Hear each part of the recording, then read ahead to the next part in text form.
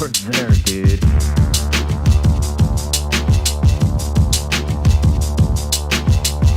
We'd like some money. Yeah, money. Money is cool. Do it.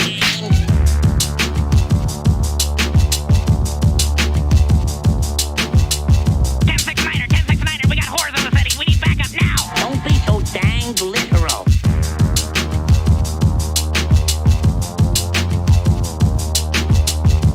Well, you've got one heck of a nerve. Oh my God! The government is here! Run!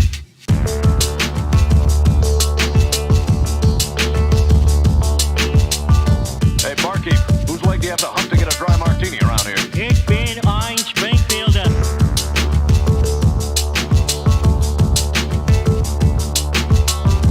Shut the hell up. I've got the strangest feeling someone's gonna kick his ass.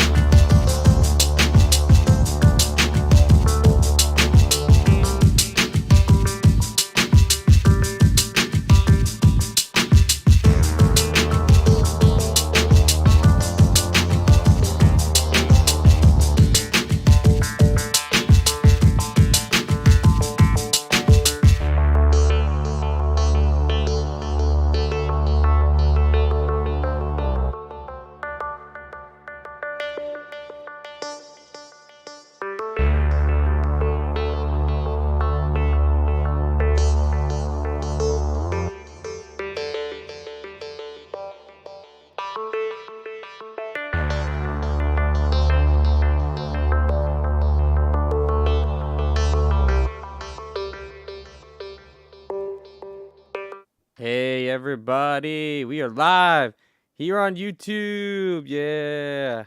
Woo, we got a big show here tonight. This is like the most amount of people we've had streaming for a while because this is a big episode. You know, first we got John Brennan joining us. Hey, well, thanks for having me back. It's been a while. I know. I think it's since the extravaganza. Yeah, the 100th episode, right? Epic. Yeah. One of my favorite yeah. episodes we've done.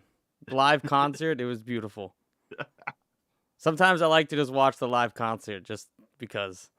Oh, yeah, that was fun. I wish I had planned the song about Big Dan's a little more. I think I could have made him a real banger. Hey, That one was He just- loves it though. yeah, Big Dan already. He loves Dan loves it. You don't understand, John. He's been marking out to that for I'll go over to I'll go over to his shed and we'll be sitting there and he'll be cooking and then he looks over at me and he goes, "Man, John Brennan wrote a song about me on the spot."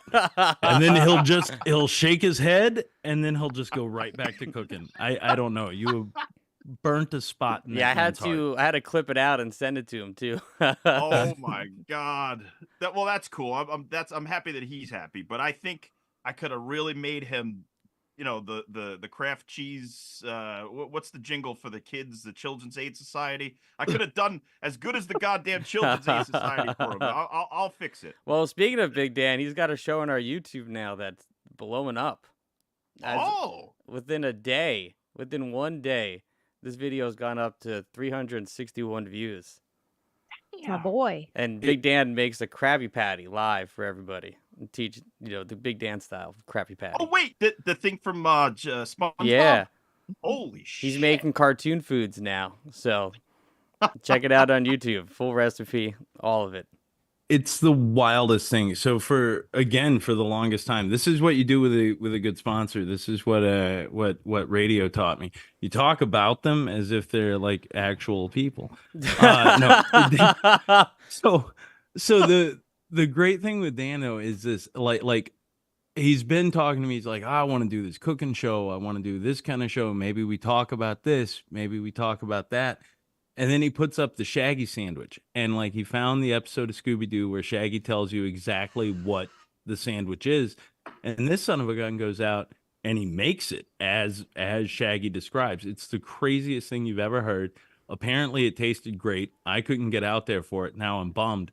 But he's literally going through and he starts getting all these hits and he hadn't gotten any like major traction. We've brought him, the 5 people we can, but then he starts getting, it starts popping. And then he puts this one up, the Krabby Patty.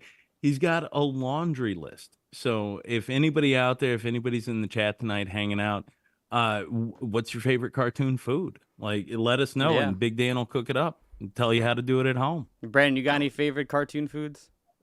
Let's see. Let's think about that. That's on the spot. Oh, you know what? There's the Mr. Magoo Christmas special, and he eats that jam he's singing about the whole damn movie. Little Tiny Tim's like he wants the razzleberry. What is it? It's razzleberry jam or something, and he gets it at the end, and I always cry. So that's my favorite. Well, you hear that? So Big Dan. if he can make the razzleberry sauce in the jam, that would be amazing. That's right up his alley. The other one that I threw up to him was what is it? It's the one from Aqua Teen Hunger Force, the like devil The sandwich. Brood Witch. Brood Witch. There you go. The Brood Witch. So, there's omelette du fromage came up today, I believe, as well. So there's a ton of them out there. But yeah, if you are in the chat tonight and you're hanging out, let us know. What do you want to see Big Dan cook? He'll do it. Your favorite cartoon food. And, besides having Brennan on this show, we got another awesome guest because what we're talking about today, I was like, we can't talk about it without the man himself. The man that the last time we talked about this was our 11th episode, and we are now at 162 episodes. Our first guest ever from episode 11, DWAYNE Steeler. Happy birthday, DWAYNE. Thank you, James. Thank you so much. It's good to be back here once again of your show. Now, I do have, I kind of talked about it last week, but I guess not so much of a surprise. But I have a surprise or a birthday gift for you, DWAYNE, for everyone here. For those who don't know, we made a movie over the summer, Portrait of Payback. Brennan is in it. Then it's coming out great. It's almost done. But at a certain point, we were like, man, I need like a metal song. And then, trying to figure out what we can do. Reeves ended up doing some band practicing with a buddy of ours, Seeger, and their other buddy, Phil. And they just were like, they sent me a recording of a song they did. And I was like, that song is sick. Can I put it in the movie? And he was like, yeah. And I came by. It just all happened within like a week of each other. We just went by, recorded it. And then we're like, man, who should we get to sing? And then I was like, what if we got DWAYNE to sing it? And then this band got formed called Knights in Steeler Service. And I have this is the honor. And so I have the first, I think it's the first official mix of it now. I sent it to you, Brandon. You gave me some notes. I want to play it here. I thought it was perfect. It was perfect. We'll see if it's any better now because I have it here. I'm going to play it for all you guys live on air. No notes. No notes. No notes. But yeah, so this is... No swear. So this is Knights in Steeler Services, Night of the Wolf. Back it up.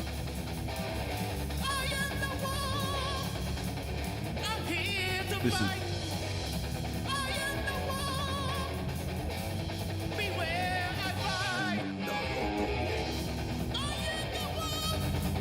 What is this, John Casey 433? What the fuck is going on? I was about to say, this is the Yeah. best. This is what live TV is. Yuki set up for that. He got really pissed because he set up all the instruments, and then John Cage came out and he just sat there and he didn't play a note. And he was like, why did I set up a grand piano for this shit?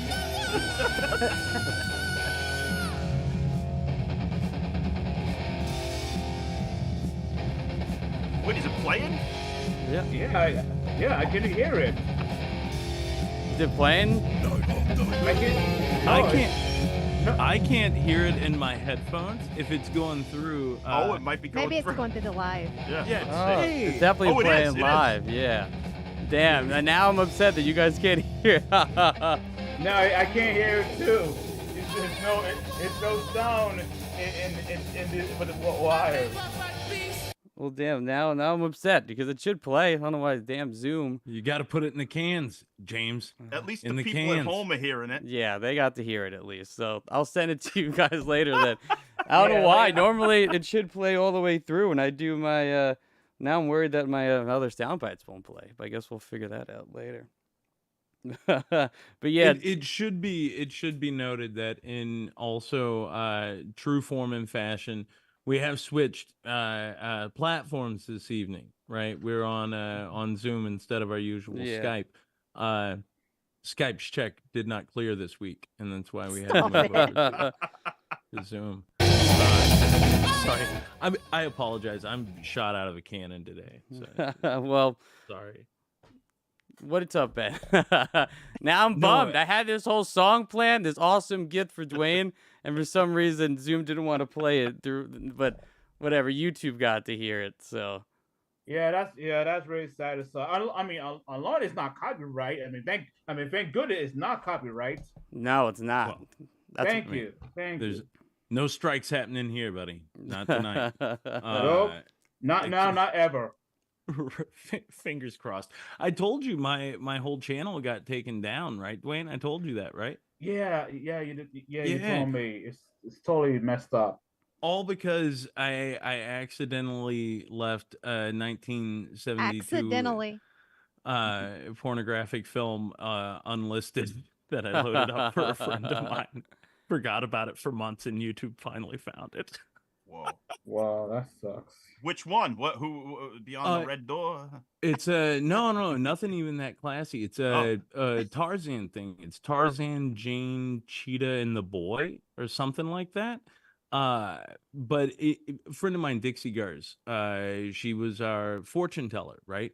And she had a friend who had sent her this file. She couldn't get it to open. She sends it to me. I was able to open it. And she's like, "Do you mind putting it up like unlisted for me? I'll download it when I get home." I said, "Yeah, no problem." So I throw it up there, leave it unlisted. And sure as all get out, man, like 5 months later, I don't even know. I forgot that it was even a thing I did. Life had moved forward. And all of a sudden I go to log in, and my channel is wiped, completely gone. Stuff I'd had up for like 10 years, gone. Oh, Yeah, Damn. it was a gut rocker for sure. I had one video. It's me and a buddy of mine smashing a car on the 4th of July classic. with sledgehammers because we live out in the sticks. And anyway, I had it up there. It's the only video I'd ever sold. So I sold it to be used on World's Dumbest Gearheads for like $200. They used a 2-second clip from it, and I'd gotten over 500,000 views on it. damn! And- All right. Success. Yeah, gone, completely gone. Wait, did you guys hear that success? Yes. Success. Oh, That I okay. heard. Wait. All right. Jeez. I think I got it figured out. Wait, all right. Let me try Oh, one you more fi- time. Oh, you got it, James? I think so. All right, let's Try But one. now this Tarzan thing, was this hardcore or softcore? Well, it's 70s. So what was it Robin Williams told us? It was like an industrial film covered in fur, right? Okay. So Because isn't Cheetah the monkey? yeah. They fucked the monkey? So here's the kicker, right? Like part of the reason Dixie sent it to me to begin with was because there is a weird sequence where Tarzan gets like his dick bit off by like an alligator or something, right? So we'd been going through this whole thing, like I mean, you wrote the music for it. What we did and where did we rip off 6 dicks in one sequence? Yeah. Dixie made a movie short called Secrets of the Witch, where like 4 witches sacrifice penises off these men and then plant them so that they grow into like, what is it, like a homunculus or whatever, like when you do the chicken eggs and the human DNA and you get that weird creature, but it's penises are the homunculuses. So it's weird. It really weird concept, really weird stuff, but apparently also based sort of in reality. Holy shit. Yeah, so she and I were talking a lot about genital mutilation and finding it in cinema, which is why That's a good friend. When you find the friend that you can talk about that with, you know that's a keeper for life. I mean, truly, right? That's Yeah, that's my yeah. buddy. That's my buddy. But But that's what that was. Yeah, that's All it. right. Well, I'm gonna try to play this song one more time. I think I got it now because apparently you have to change settings on Zoom. All right. do it. Do you guys hear it? Negative. Damn, that's so weird. But you hear this success? Yeah. Success. Yeah, that I That hear, is right? so weird. What the fuck? Yes, it's Well, yes. I don't know what's going on. Google will. That's weird. It's on this. Nah, That's so not weird. to go. It's too metal. It's too metal for YouTube apparently for Zoom. James, it's not your fault. It's that I don't know why this thing. I can still hear success. Yeah. But it's not. But the metal soundtrack is not coming in. It's too metal. Too metal for Zoom. Oh, give me a break. 2 metal for Zoom? No, that's nonsense. That's BS. Well, hopefully YouTube still hears it. They should, but goddamn, that bums me out. But hey, the song still kicks ass, Dwayne. I love you, Dwayne. Yeah, definitely. Looking forward to it very soon. Soon. Yeah, I mean, yeah, we're kind of all over the place now because I've been thrown off. Well, I know what you do with it. Here's what you do. This whole thing was a setup. It was a teaser. You take it, you then cut the clips of us in here, right? Watching, listening intently, and then you just layer the song in after the fact. Yeah, everybody just stare. And then you upload it. Yeah, you freeze frame us going. That's it. There you go. That's the Perfect. Yeah. I'll make one of your heads explode. Oh, amazing. Perfect. But shout out to the crew, Knights and Steeler Service, for making that song. I said it happened really quick. You know, Reeves was coming in doing some drums, and I never recorded a full song like that before. So hopefully, you know, it came out good. Amazing. But yeah, I do sound like Kato from Hyrax. I really do. You do. So the other day I'm listening to Spotify and it's like it's suggesting things because I was listening to thrash metal and they suggested Hirax and I'm like, this sounds like Steelers. So I texted him like, hey, do you know this band? He's like, yeah, I saw him in 2003. Of course I did. 2005. I went to look. You look like him. Are you sure he's not your dad? Like, I'm gonna tell you. A long time ago, that's a metalhead and some other friends of mine that I look like my lost brother. But back in my days, since I don't have a mustache at the time, I mean, yeah, I do look like Kato from Hyrax. I was wearing Hyrax t-shirt, wearing metal. I mean, same blue leather jacket with a metal patch. It was a hard patch. Yeah. All the same spikes, all of it.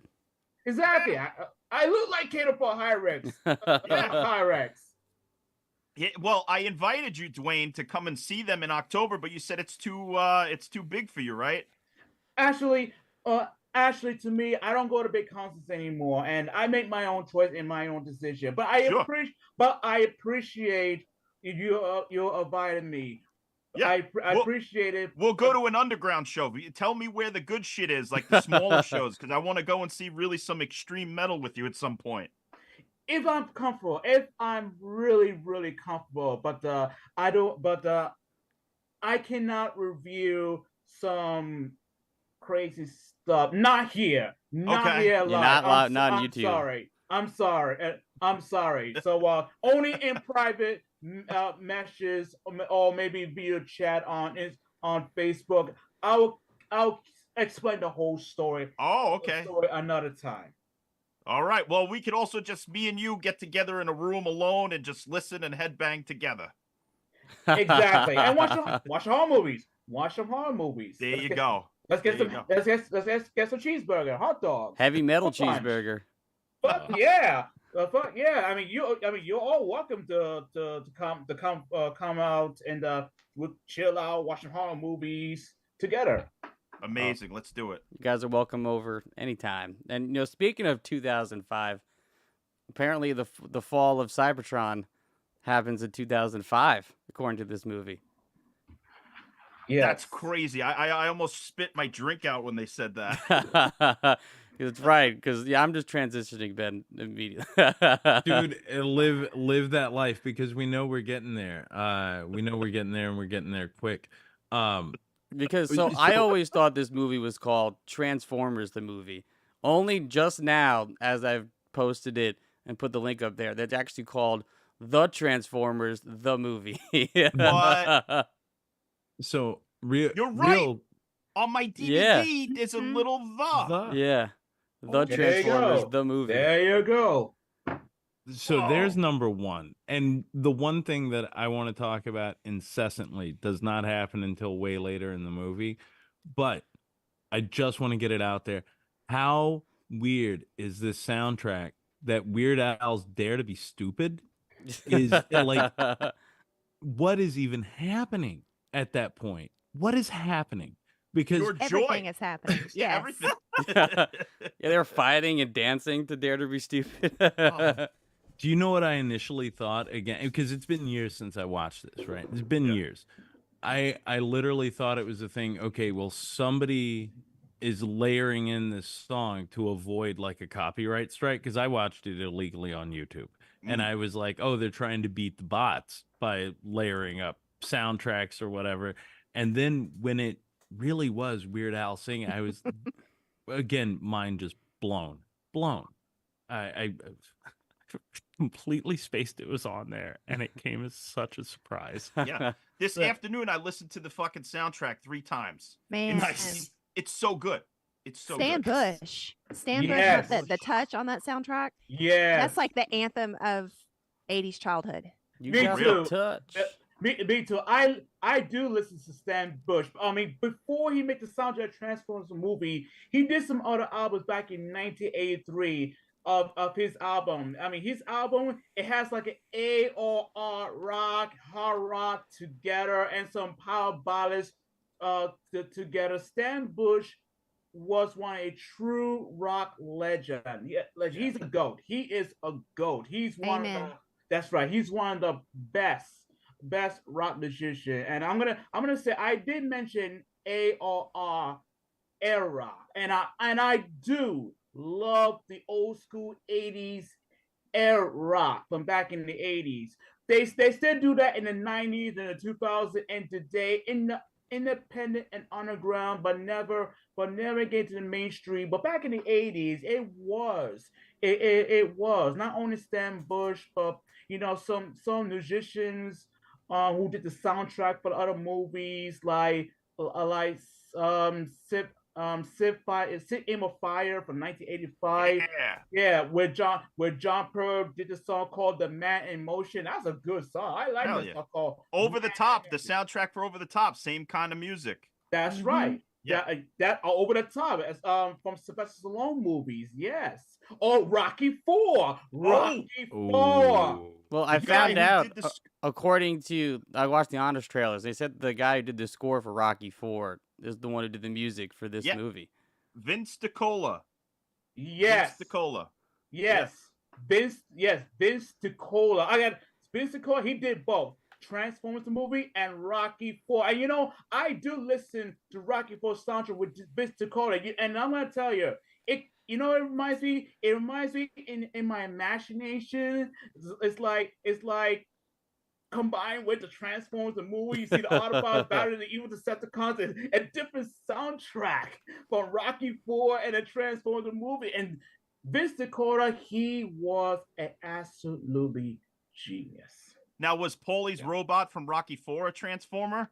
Because Rocky and Paulie fucked that robot. You guys know that, right? Like, it's implied. He implies that he fucks it. That I did not know. Yeah. So wait, before we go on from Stan Bush, though. So, okay, I tweeted out about this a little earlier today, and you guys know that it's in Boogie Nights, of course, right? That famous. Oh yeah. Yes, I saw that movie. Yeah, I saw that movie. Yeah, So- the touch. So, in the universe of Boogie Nights, I was wondering if it's from the Transformers the movie, if they were just really fans of that, or if Dirk Diggler and Reith Rothschild wrote that. Somebody came up with this theory that Reed Rothschild and Dirk Diggler actually did write that song, The Touch, in the universe of Boogie Nights. And then because they couldn't pay the studio, they held on to the masters. And then when Transformers the movie came along, they stole the song and sold it to Transformers the movie in the universe of Boogie Nights. So they actually were pretty good musicians in this theory. This is hands down these are the things that make movies fun. Yeah. Like this is the shit that makes movies fun. Yeah. No, that's the only thing you want to exist in a world, to be able yourself to live in a world where that is the case. I don't want another reality. That's love wonderful. it. And multiple people came saying that theory. So I think it's a pretty solid conclusion. Well, according to Wikipedia, why say Wikipedia? Wikipedia. Wikipedia. Apparently, it was originally written for Stallone's Cobra. Yeah. Yes, I saw that movie. That's a good action movie from Cannon's movie. Yeah, That's right. that's like Stallone's Commando. And it does have a good soundtrack. I love one of the soundtracks. Soundtrack is more pure 80s. That's probably why they had the touch was originally made for it, but it's not on the soundtrack. So somehow it went from going to be on Cobra and ended up on the Transformers movie. So good. Hasbro jumped right on that. Yeah, Hasbro was like, we're taking that song. Look, if you have the music, if you have the rights, and it works, and it works, use it. Who cares what it's originally for? Use it. That's literally like the most uplifting 80s theme. Like, oh, like you just want to go punch somebody, or you want to go fight some Decepticons. Yes, or Triumph. Because Stan Bush said that he wrote it as like an anthem to like rise up in the dark times. You got the touch. You got the power. You can change your life. Yeah, when you see Optimus like transform into his truck and then the touch starts playing, he's going to chase after Megatron, who's attacking, their city. Epic. Yeah. Speaking in 2005, let me do this voice. It was the year 2005. The treasure Decepticon has conquered the world of planet of Cybertron. Amazing. Oh, amazing. Yeah, Can you do Starscream? Starscream? Megatron is a fool. I'm Starscream, the newest leader of the Decepticon. Megatron is nothing. He's nothing but a wimp. and speaking of wimp, Megatron might go inside the box, and he will not come out in the box. Don't you think? They gotta fire whoever's doing his voice right now and hire you. You're perfect. Dwayne, you gotta do some Grimlock. You want me to do Grimlock? I'm more at Starscream. I love Grimlock. Grimlock's a great character, but I grew up voice acting. Voice acting is one of the best childhood. And Chris Lauder, God rest his soul. Chris Lauder was one of the best voice actors of all time. Not only Starscream and Cobra Commander or Decomposed for the Humanoids. He was an actor. And he was a comedy. He was a comedy stand-up guy. I watched one of his YouTube. I was watching one of his comedy show back in 1990, and he was doing that comedy thing. And he bring that Starscream out of his voice. That holy shit! Just like Starscream's coming out. I mean, that is a bad comedy for Starscream. I mean. This is bad comedy, Starscream. But me, Grimlock, doesn't like comedy. Comedy is not my thing. Me, Grimlock, king the old. Sorry. You had it. I know. There are no sorries, Dwayne. Me, Grimlock, king the old Dinobots. Megatron is ugly. Always ugly, always will. Dinobots transform and attack the Decepticons. I love you, Dwayne. Amazing. I grew up watching the original Transform G1 because the characters, the animation, the story was beautiful.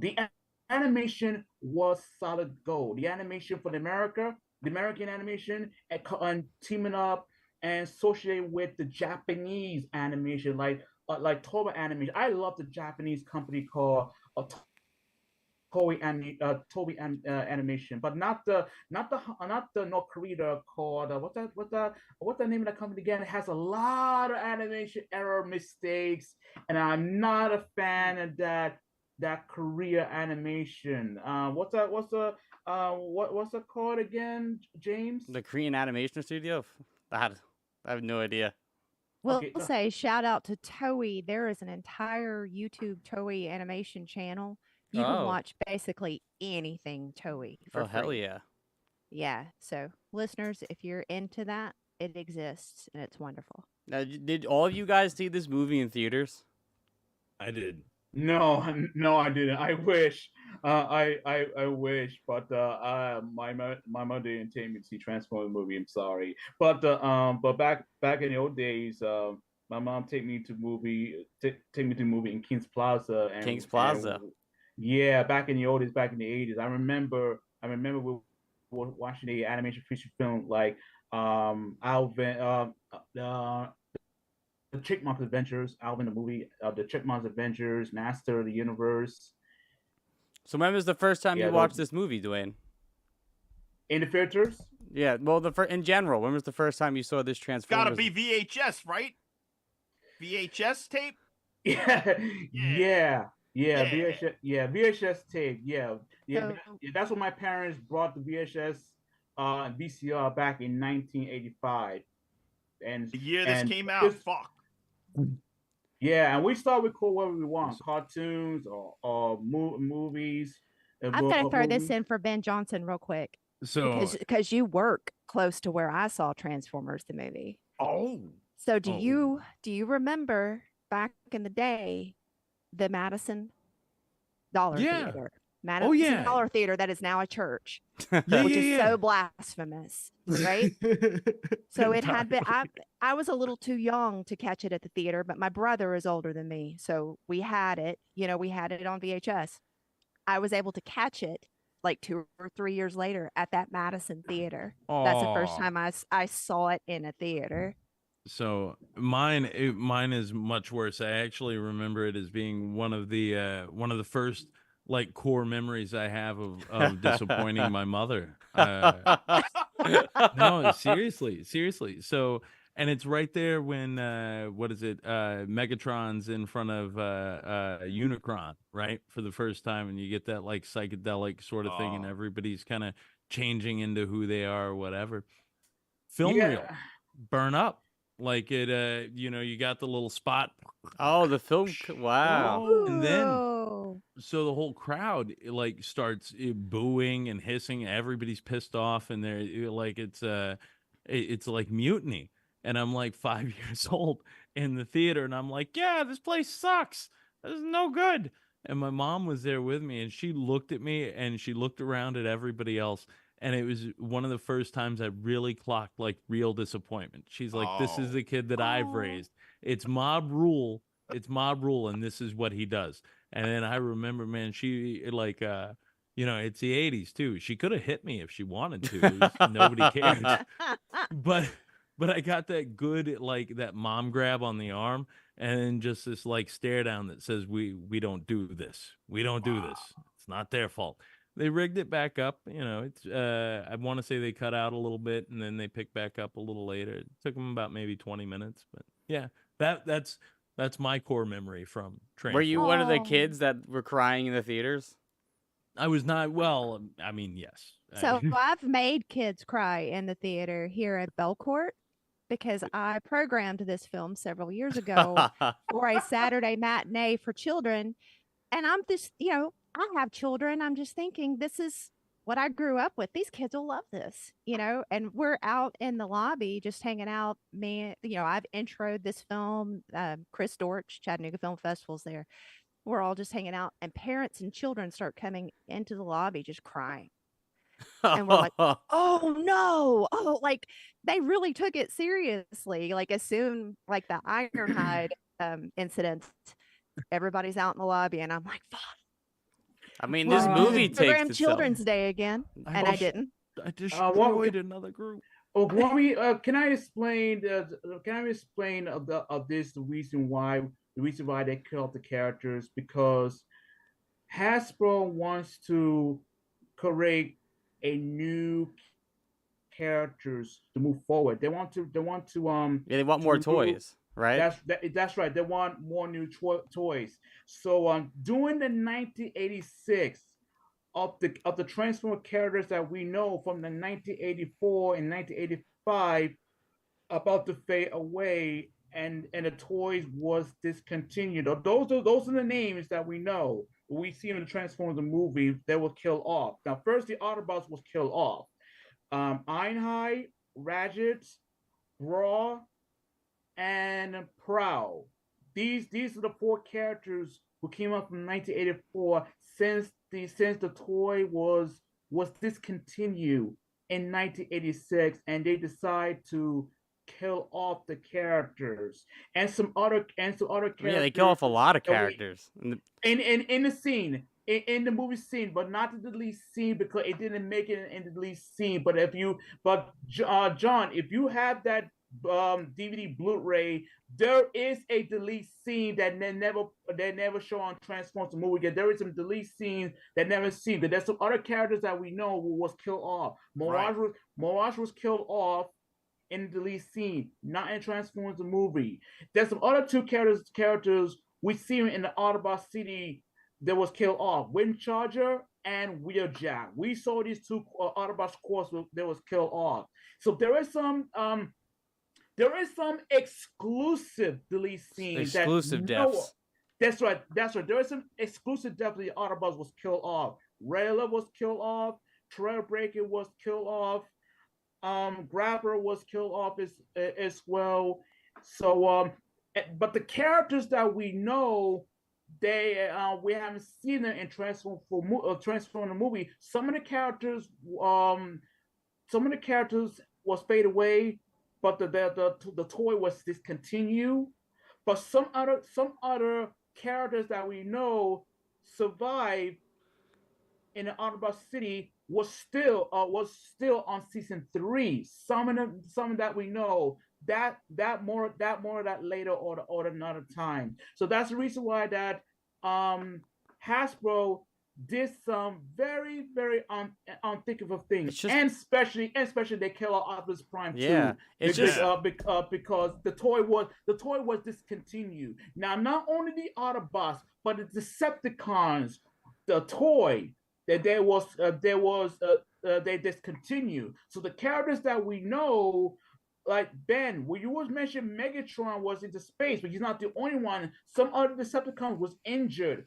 Thundercracker, Skywalk, and 3 other Insecticons, Kitback, Bombshell, and Scrabble, they were injured. They will throw away from the space, including Megatron. And Megatron. That's right. Yep. Until Unicron introduced himself to bring Megatron into his bidding, because he ordered Megatron to go destroy the Matrix, but Megatron refused. Says, "Why should I?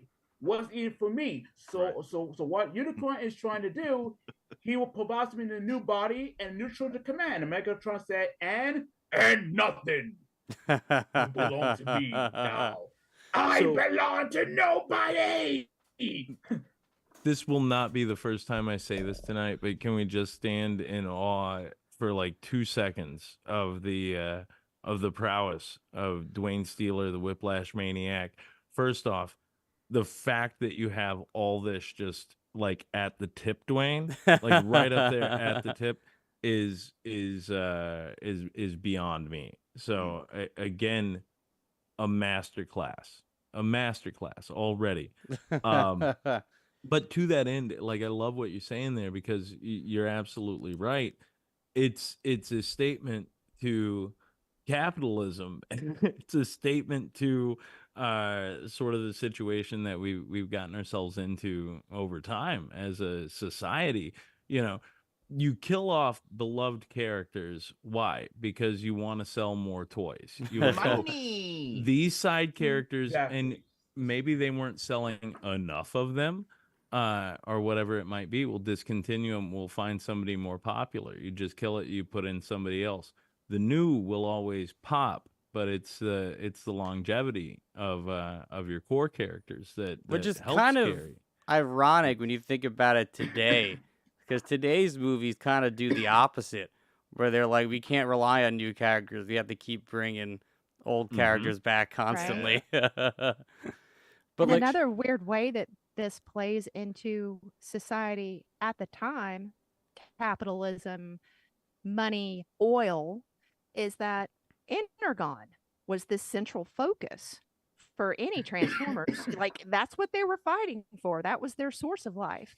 We were fighting everybody for oil all the time. It's predictive programming at its finest. It literally is programming youth. The one thing that you have to care about is the energy source. And where do you get Right? the energy source? From the ground, from the things, you know. Like it's it's weird, and you hear all these old people say, well, that's why they call it a program, because that's what it's doing to your head. But when you take that 10,000-foot view of anything, like on the surface, you can see it. Indoctrinated from youth. You start them early, you know. That's for 2 generations we've been, or at least the 2 that I've lived through so far, we've been only fighting over oil. Isn't Only been in the ground. Hasbro is G.I. Joe as well? So Yeah. wow, very true. See, military, good, always good, doesn't matter. Terrorist organizations, bad, always bad. But this got a is like such a brutal way to like reboot like a movie or like a Right? franchise. Let's just straight up murder all these, because these deaths aren't like quick, or like they're just No. like it feels like Game of Thrones, where they're just literally murdering these people. Crime happens really early. I was Yeah. surprised at how early. I thought it was towards the end. No, it's like in the first 20 minutes. Yeah, under 30 minutes of that movie, they kill him off. And even like there's when they invade the Autobot ship in the beginning, like the one of them is like crawling on the ground and like grabs Megatron, and then he just he's like stupid hero and just like blasts him while he's on the ground. It's like, no wonder why kids were traumatized. This movie's Such brutal. really nonsense. It That- is. No, That bro. is savage. That is savage for Megatron. Yeah. Megatron was savage. That's the thing about sort of also the level of violence that they don't pull away from in this too. It's almost shocking to go back and watch through what is it, new eyes, older eyes, whatever. I never realized. I always thought it was silly to hear how parents would bitch about, you know, things being too violent, to this, to that. Then you go back and watch it. I ain't got kids, I got dogs. And I'm like, are your little eyes okay? A little puppy can't see this. Like, this Yeah, is but- terrible. Yeah, but that movie was PG. That movie was PG back in 1986. Yeah. Well, I guess it helps when they're all robots and not like people, you know? You want to know why? It's in one of the documentaries. They said why they wanted it PG and not G. G got less showings per day. PG got Ah. more showings at the theater. So in order to solidify a PG rating, they put "oh shit" in there. Bumblebee says "oh shit." No, it was Spike. No, it was Oh, Spike. Spike. Okay, so Yeah, it's yeah. it He was says Spike. "oh shit." What are we are gonna do now? Yeah. We've been sucked into it. That's wild. So this was what 5 or 6 years before Ninja Turtles, right? When's the first Ninja Yeah, I Turtles think movie? 90 is the first Ninja Turtles. 90. Yeah. 4 years before. And then what is it? The big controversy when that comes out, Raphael says "damn" right in the beginning, and Yeah. everybody's like, Yes, I remember. God. Yes, I remember. I was in the theater. My mom, my sister, and I, we went to Times Square. We went to see Teenage Mutant Ninja Turtles the movie in Times Square back in 1990. Hell yeah. Amazing. Yeah, Amazing. no joke. But isn't it odd though the way they keep playing these same games to keep hyping things, and you lose sight so quickly, and Yeah. that's just 4 years time. That's not the first time you heard your favorite cartoon character swear. Like it's not. And it's It'll funny that never they be the had to last. add it in. You know what I To- mean? It's like they had it without it, and then they were like, "Oh, we got to get that rating up a little bit." We're gonna make sure because all the gunplay is not enough. We need to find out who was in charge of like marketing at Hasbro at that time. Like, do some deep dives because like this is some crazy shit to get it played out that much more. Military, oil crisis playing into the military. Like, was Colin Powell behind Hasbro at the time? Like, what was going on? Dick Cheney. It was up in his Yeah, it's portfolio. Halliburton. Cheney. Yeah, Halliburton. Yeah, I all mean, of I that. wouldn't doubt it, dude. I mean, well, and that's the thing, right? Like that's the thing with like groups like the NRA, with groups that are really pushing this kind of stuff. They have the power, they have the lobby, they have the ability to get in touch with these people who make money, hang out with people who make money, and Yeah. people that only care about money only hang out with people who only care about money. And if you can affect, if your little kid show can sell more of My Big Weapons, let's do it. Yeah, it's 20-year long game, but guess what? 20 years after this came out, oh, we've been at war for fucking over a decade. You know what I mean? We all bought Like- it, hook, line, and sinker. Yep.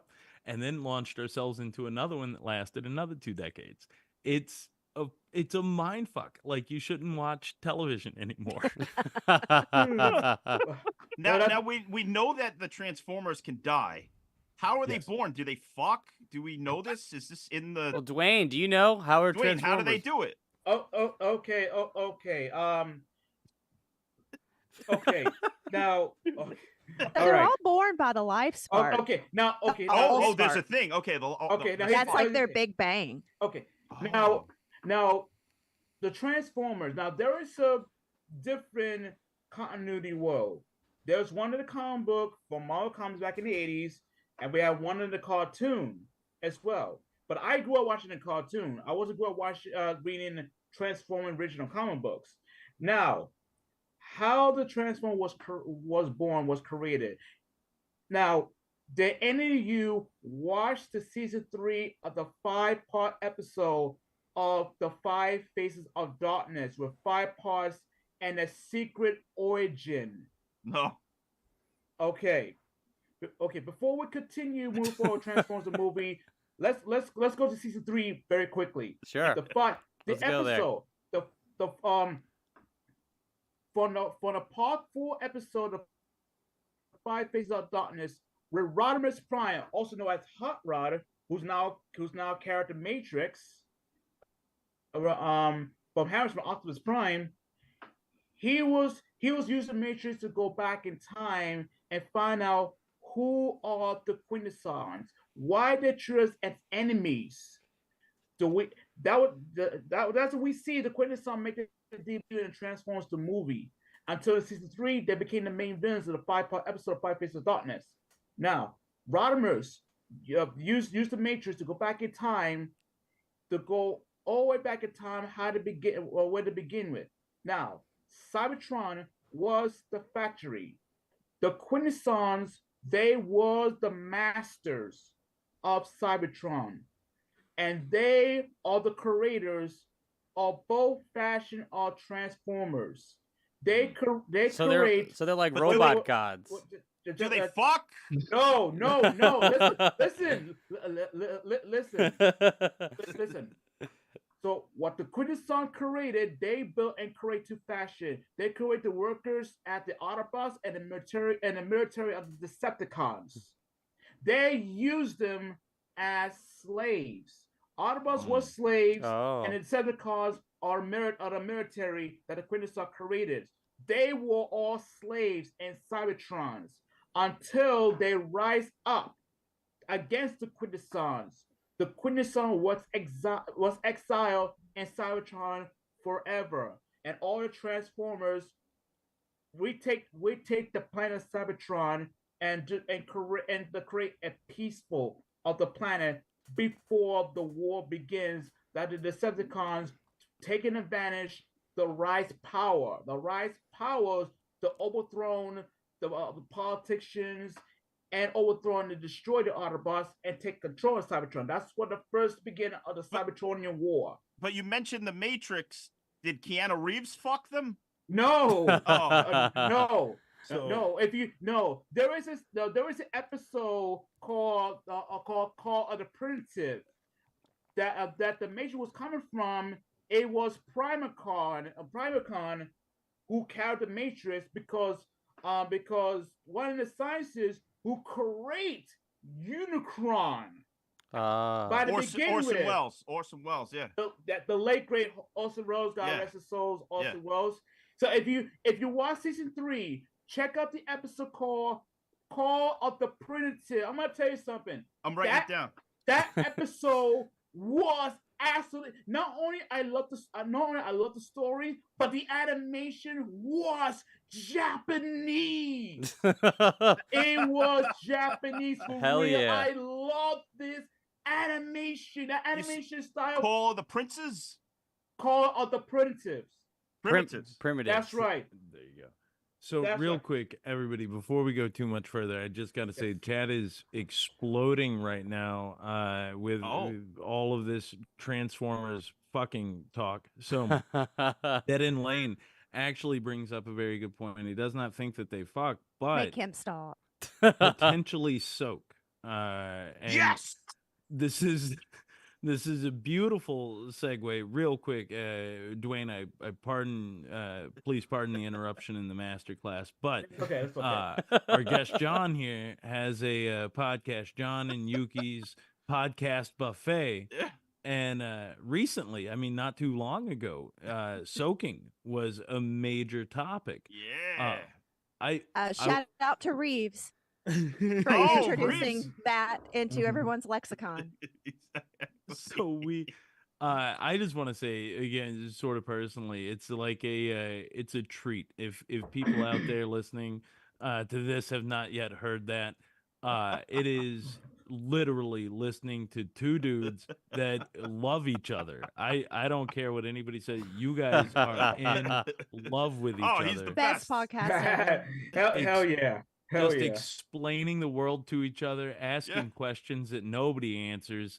There's no answers. There's no answers.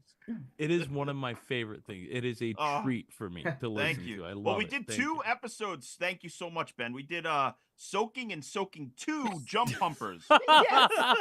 Because Jump Humpers is a really integral thing to the soaking process. So yeah. I have an idea now, and this is thanks to John and to you, Ben Johnson, and to my husband who is coming into this chat, pun intended. We create the first trauma softcore porn Transformers base because we need them fucking. We just need them fucking. This is lit Gotta up get 'em now, so we fucking. have to make this happen. I Yeah. volunteer as tribute as I guess I'll be RC, and let's go, make it happen. So You here's, have the power, Ben Johnson got and the John power. Jordan. what I will say to this. This might be too good of an idea for trauma. I would pitch we take it straight to Wood Rocket and get some of that real There you porn go. money. Yeah. I visited the Wood Rocket thing once when I was at the AVN Awards, and their fucking props and their costumes are awesome. They're fucking awesome. The Sponge Knob Square Nuts, that outfit that he is in is one of the craziest things I've ever seen. And So good. and it's like it's one of the greatest pieces of like stage set deck too for where his dick comes out, because if you've done stage plays, it's like they'll build the fake wall and then they'll just put the cloth that everybody pops out of, and it's like ooh, but he's got that for like where his junk is. And what is it, the squirrel or whatever, she just reaches in and it's this monster hog that just falls out of this guy. It's the greatest thing you've ever seen. Are they the same people that make that really creepy like Pokemon porn? Yeah, Strokemon. Yeah. Strokemon. It's That's called like- Dikachu. Yeah. Pikachu. They had 10-inch Mutant Ninja Turtles. I think we should call this one the Transfuckers the movie. Hell yeah. The Transfuckers, the movie. Make some Transfuckers porn. movie. Yeah. Make some porn. Make some And porn. like you could transform, like it'll be just like cars banging into each other and it fucking oil squirting everywhere. Yo, this shit will be great. It's all just like accident videos. It's like- Transfuckers coming in your eyes. Oh. Okay. Let's see. Anyway, we got someone in the chat. Viper Toxic Web in the chat said Bumblebee will always be my favorite Transformers. Oh hell yeah! You gotta love Bumblebee. I mean, who's a fan of Bumblebee? You gotta love Bumblebee's Bumblebee. great. Bumblebee Yeah. is the only good Transformers live action movie. Oh, There so you go. it was good I because I agree. was seeing that there was like good reviews of it, but the other ones weren't that great, so I never saw it. No, So yeah, you they're all terrible, recommend? but that one's a lot of fun. Bumblebee's okay. Because All it's right, I'm not gonna check made, it out. it's not a Michael Bay movie. That's why. Nah, Right. nah, and I stay away for that. And one last thing before we move forward. I mean, hey, Soundwave. I love Soundwave. You gotta love Soundwave. I mean, if those are not fans of Soundwave, then I don't know what the hell is wrong with you. If you're not a fan of Soundwave, then you're not a fan of Transformers. Yeah. I mean, I love Soundwave. I really do. Well, Did, and maybe you guys can tell me the Soundwave, the toy, the like it actually functioned as like a tape player, right? I the one that I had didn't, but it had like a little cassette in there that was also a transformer. But Yep. there probably was a version of it that did play. I can only why wouldn't they make that? That would Yeah. be like leaving money on the table, you know? Yeah. I couldn't. For the life of me, I couldn't remember. I knew they had the one that you're talking about because Yeah, the they one that I had, yeah, it had the whole thing, and the thing came out. It was awesome, but they should make that now, one that plays the cassette. I We wish. are- People our I age that wish. would buy that. Yeah, I wish. But I wish if Japanese do that, that would be awesome. Fuck yeah. I think we'll do that. So anyway, let's move forward. Yeah. Let's move forward. The coronation of Starscream. Yes. Sure.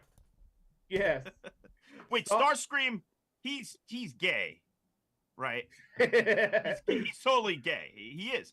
It's just like he's so. yeah, I mean, that's you saw good. that We'll have- outfit he puts on after he takes over, Decepticons. He's got this Yeah, nice he's like, robe. Yeah. and he's just like ready to fuck and suck. And, and it would be great because then we'll have the representation in our porn Transfuckers, the movie.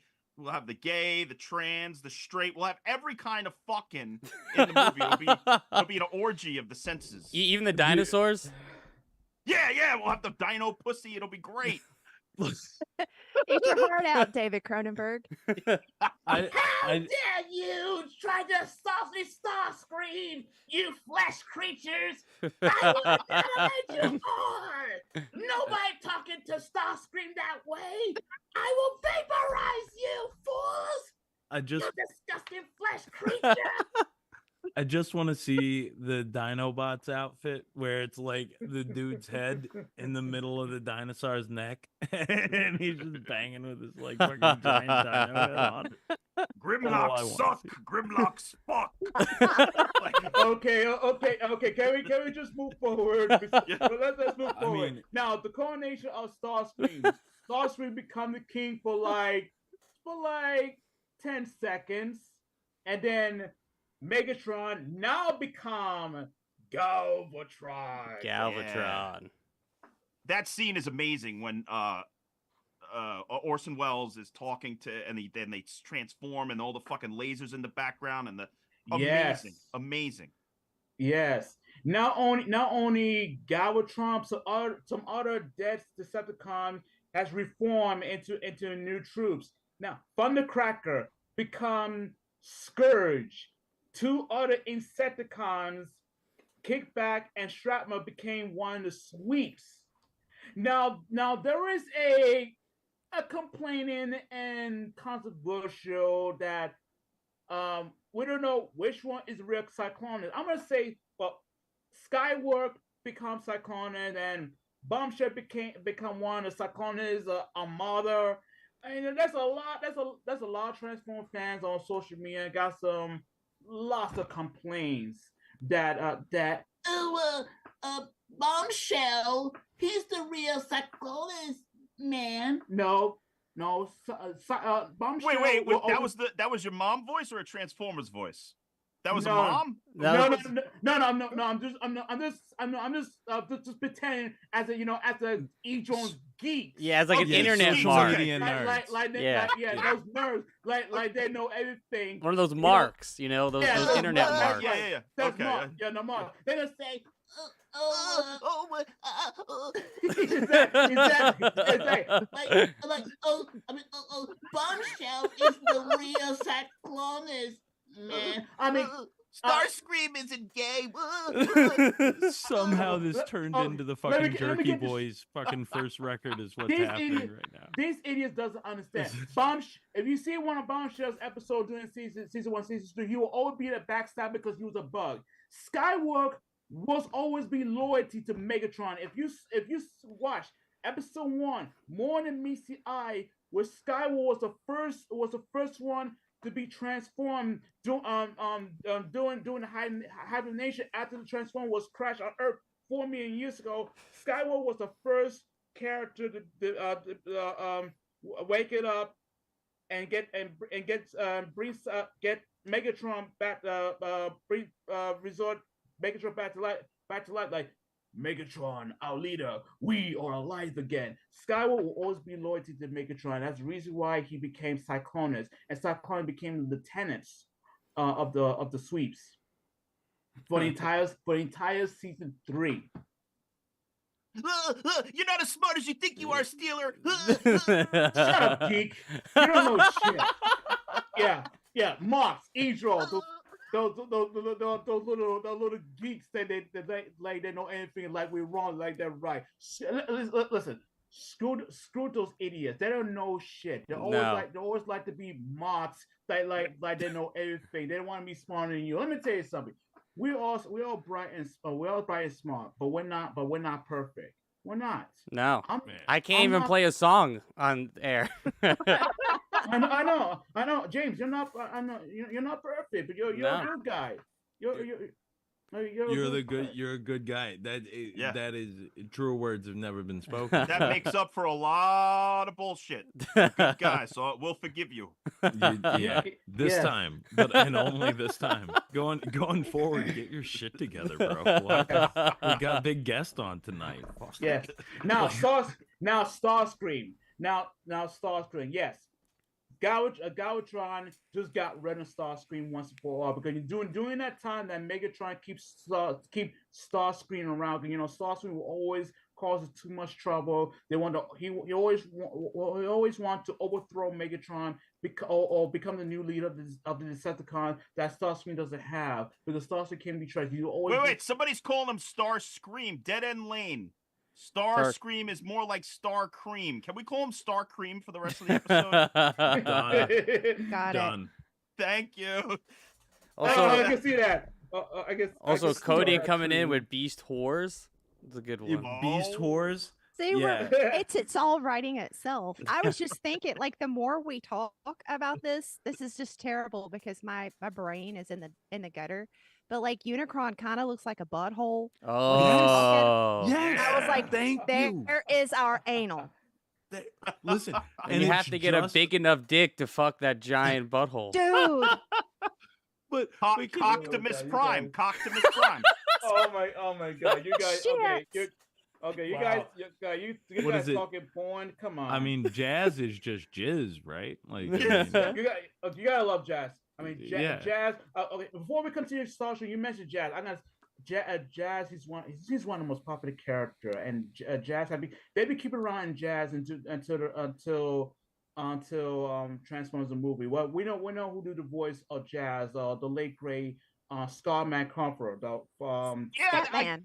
It's his last movie as well, not just Orson Welles. It was Oh, Scatman wow. Crothers' last movie. That was his last movie, Transformers the movie. Crazy.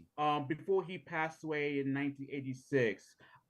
Apparently Jazz did make his cameo, a non-speaking cameo on season 3, but they couldn't replace on another voice actor. Yeah. Not even Buster Jones. Buster Jones was the voice of Blaster.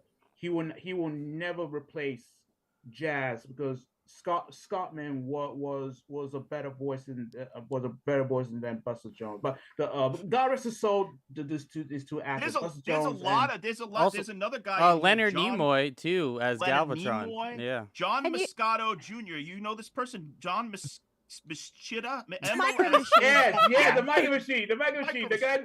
Yeah, the guy who did the voice of Blur. Yeah. One of the fastest talker. Yeah. There's a video. Everybody who go look it up. It's on YouTube. It's him doing the lyrics to Bad. Fucking in like 12 seconds. It's like bad, really bad, bad, Wow. bad, really bad. Yeah. He reads the lyrics to Bad. It's one of the greatest videos I've ever seen. Thanks to Liz Shack. Of course, she turned me on to that because she I remember him on a commercial. We did the Mike Machine. I remember that commercial, and I realized now he was a voice of Blood all along because they really like this guy. I mean, yeah, they did create the character. We'll get into the new characters just for a minute. I want to finish up. With Starscream. Yes, that's right. No more porn. Starscream. Wait, the last bit of porn. Dead Lane has another great name. Cock Humongous Prime. Oh God. Oh, this guy's killing us. I mean, you really that Lane in the chat. You really killing us. You really the Decepticons. Oh my God, you guys are killing. You guys are crazy. You guys are crazy. Anyway, speaking of Starscream, yes, Starscream was killed off by Galvatron because Galvatron had enough Starscream treacherous. Now speaking of the action figure of the toy Starscream action figure. Starscream action figure wasn't discontinued in 1986. The toy was still around until 1987. So after the death of Starscream, but Starscream makes his return in season 3 with 2 only episodes: Starscream Ghost and Ghost of the Machine: The Sworn Revenge against Galvatron. Oh. So they really did stop making these toys after this movie. To make room for some new Transformers But now toys in they did have to bring them back, right? Like, doesn't Optimus? Don't they all just come back because they were like, "Oh, we fucked up"? Yes, Hasbro and the writer who wrote the movie, not only Transform the movie but G.I. Joe the movie. John, what's the writer name again? Ron Friedman. Ron Friedman. It says here. Yes, so Ron Friedman, who was responsible, killed off Optimus Prime, and a lot of people who had kids who saw the movie, they were crying in theaters. I cannot blame them, but what they did is absolutely, really dirt. It was a dirty move. You kill off the character. It is kind of a dirty move. And I know it's some weird corporate thing. They're like, we just make new toys, kill off everyone. But I kind of love it.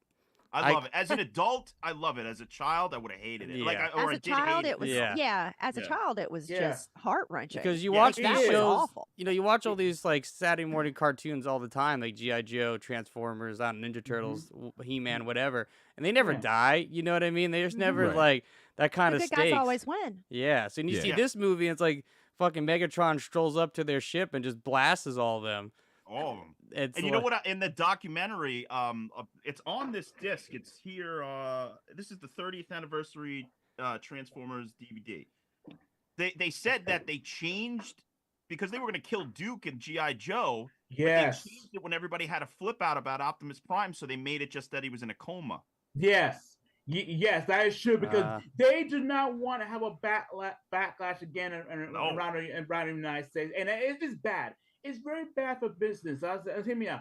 Hear me out. If you kill Duke in G.I. Joe the movie, you're making a backlash all over again like Optimus Prime, and you can't do that. You just can't do that. No. Now, in exclusive Japan, the good thing back in the 80s, there was no internet. There was no internet, and nobody didn't know that they did the animation Transformers in Japan because nobody did not know that because nobody didn't know that because we don't have internet by the time until decades later, they kill off Optimus Prime a third time in Japan.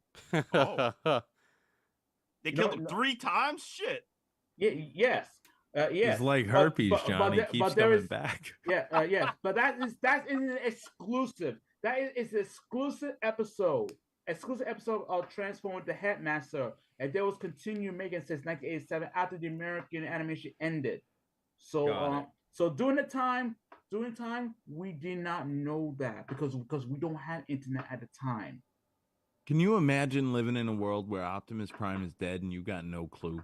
Just based on geography, you have no idea. Like it's and you're right, Dwayne. And here's my question to you, bud. Okay. Do you, as a fan, as a guy who knows all this stuff in your head, do you prefer a world in which everything is right there at your fingertips and you can get all of the knowledge in at the time? Or do you sort of celebrate the idea of like there being like new coming in and like the discovery part of it? Because, that's got to be a hit and a half once the internet does show up and we do have access to it. Or you find that weird little tape. Like what do you prefer? Instant access or discovery? I think Discovery. I just learned about it during the time because back in my high school days and like in early 2000, I was doing a lot of research of the Transformers. Right. Because during the time since 1999, I was dreaming that I wish they should bring back Transformers. So I would start doing a VHS video hunting. Oh, And that's cool. Yeah. yeah, so I used to go to downtown Brooklyn a long time ago, and I used to pick out some VHS tapes, and I did pick up. Yes, yes, take that. Yep, there you go. There There they you are. go. Take a look. He got the VHS tape. There you go. Nice. G.I. Joe the movie's up there somewhere. Awesome. Yeah. Awesome. But- I own the DVD. I used to have VHS tape. Oh, well, we'll go. Okay. Anyway, I pick up the Transformers the movie on VHS tape, and GI Joe the movie as well. Nice. Nice.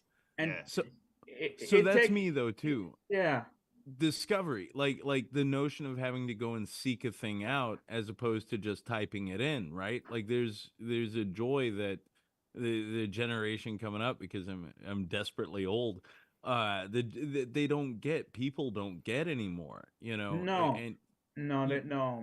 No, they don't get they don't get any more because they don't have the love of the magic. You gotta have the love of the magic if you love everything you love to do. If you're an artist, if you're a magician, those are the peers you love, and this is the peers I love.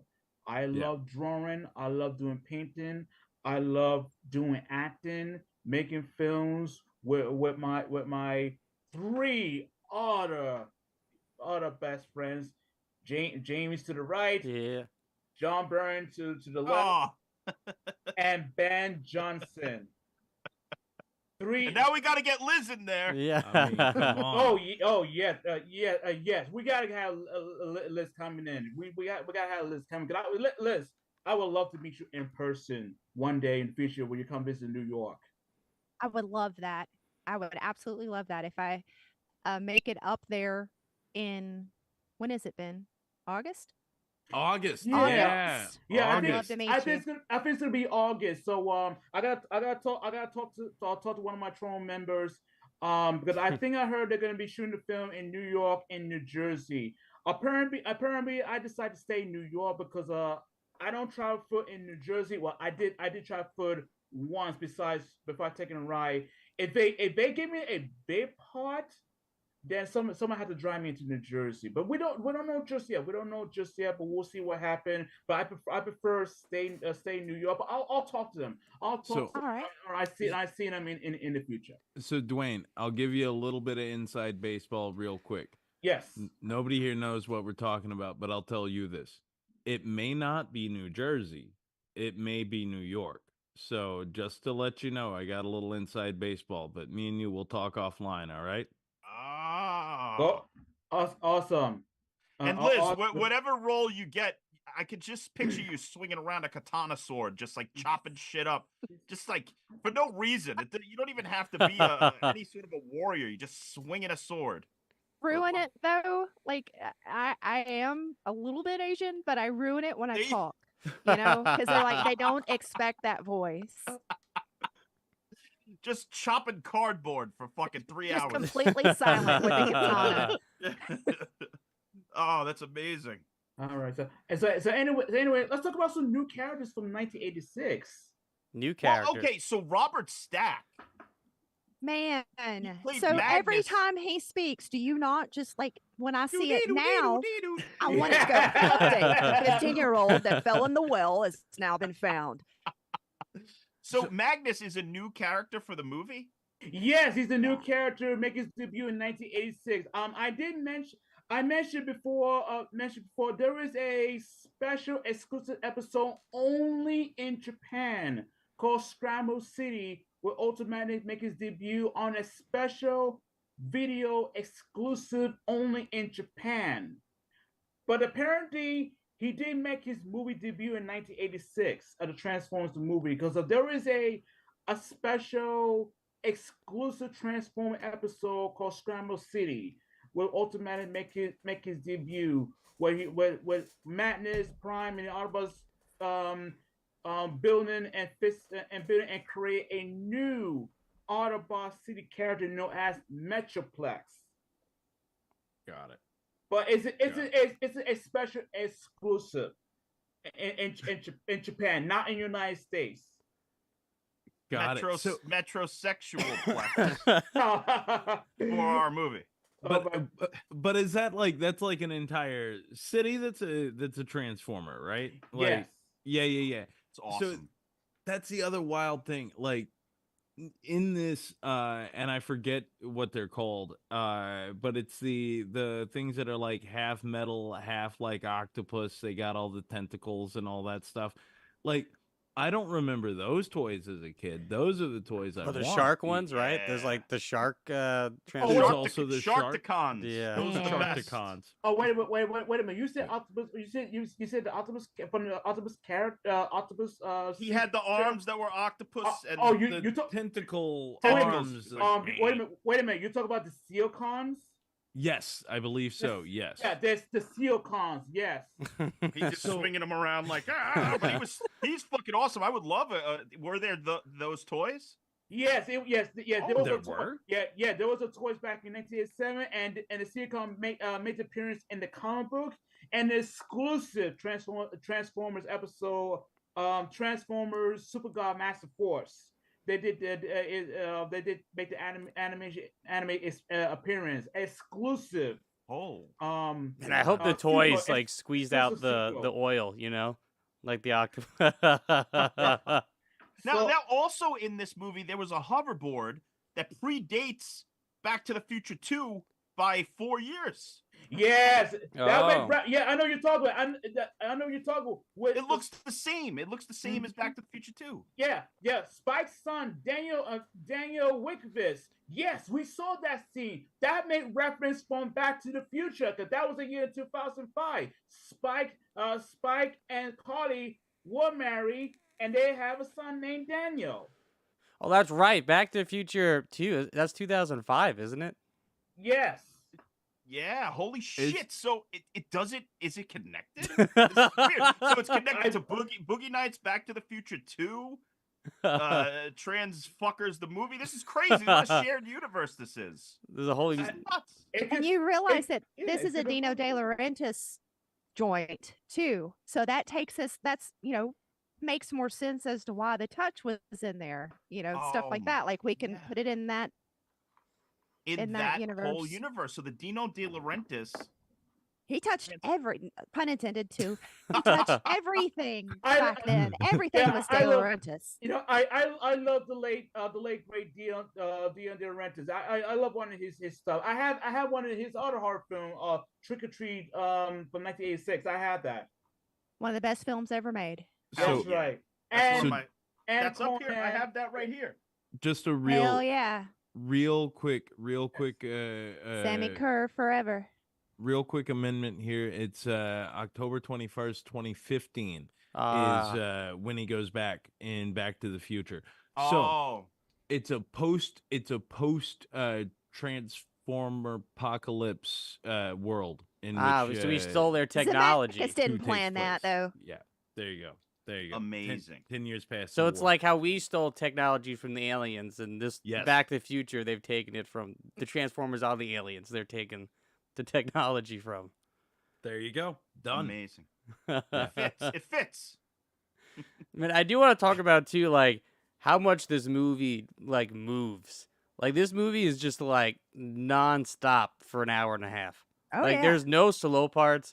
Like yeah, there's dialogue and sometimes they're like talking and yelling at each other, but then someone's shooting at somebody within like a couple minutes. Like it's a nonstop. Like because we talked about this before with like animation, especially with anime, where they cheat a lot. You know, they do a lot like within a frame. But this does, to me, I'm watching, this does like the opposite, where it's just like everything is moving, everything is happening. Like I can't even imagine how expensive this movie was to make and to like animate like all the work these guys had to do.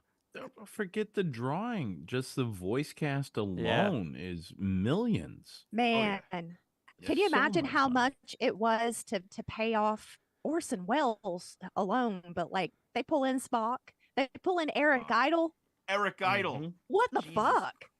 In a children's movie. That's amazing. To sell toys. And there's another guy in here, Lionel Stacker. I looked him up. This guy worked with Fritz Lang, Frank Capra, Preston Sturgis, and John Ford. So this is a legendary actor. The voice cast here, it not only has famous people, but it also has like legendary character actors. Amazing. What Like- was Judd Nelson at the time? Like, was he up and coming? Was he Brat Pack? It's the same Ben- year as Breakfast Club. Okay, Yeah. so he was Brat Pack, so he was expensive. Yeah. So and that's also the wild thing about good voice talent is when you look at sort of the breadth of work that these people put in.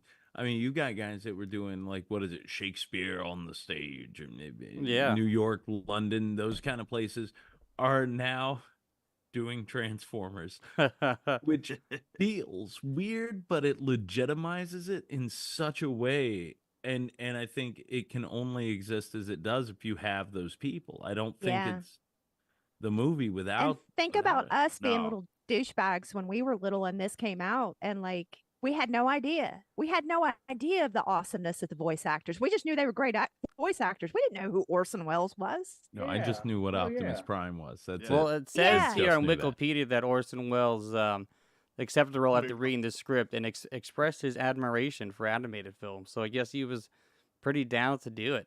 So, He was drinking a lot of champagne. yeah. I was Yeah. gonna say he was very drunk when he said that.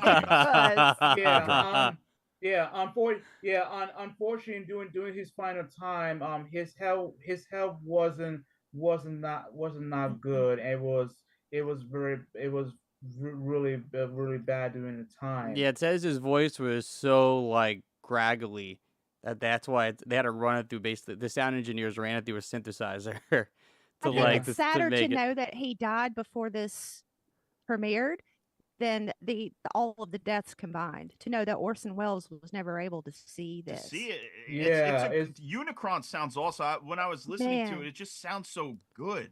Yeah. Oh, it's, you know, yeah, it's so deep. You know, it Yeah. feels like a giant planet. You know what I mean? Yeah. Just in his voice. So in some of these sequences too, right? Like the audio plays such a major role in it, but then there's also these very sort of psychedelic, very like heavy metal-esque sort of moments throughout this thing that it's like you got to wonder are I guess sort of some of the techniques that are being used in here to sort of paint frames, whatever. But there were points in time where I was like, this is a full-blown acid trip. Like this Yeah. is No. it is I mean- I'm watching this on mushrooms. No joke. In 2 weeks, I'm going on to go do mushrooms in the woods, and this is my choice for the weekend to bring. Well, there, Please there's put even that on, like, live stream it on Patreon or something, because I need Liz's reactions. We're gonna be freaking out on psychedelic drugs because even just the opening sequence. That's what I'm saying. The alone- title, like when you go through the Yeah. title, it becomes like a weird, trippy sequence. Yeah. But is that not it? Like, I mean, it does have hints of heavy metal to it in Yeah. at least the way that it looks, and I get it's totally It different. does. But it is. It's the same essence or the same feeling that you get from that heavy metal. Yeah, it's amazing. Yes. Performed by Lion. Lion, Nice. right? Ah. And Lion is not, and not only Lion did the soundtrack of the Transformers movie, also he did the theme soundtrack from Friday the 13th Part 4, song called "Love Is a Lie."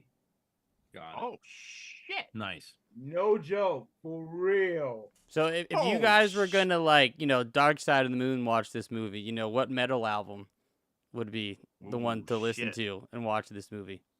I wouldn't want to replace the soundtrack. It's so perfect.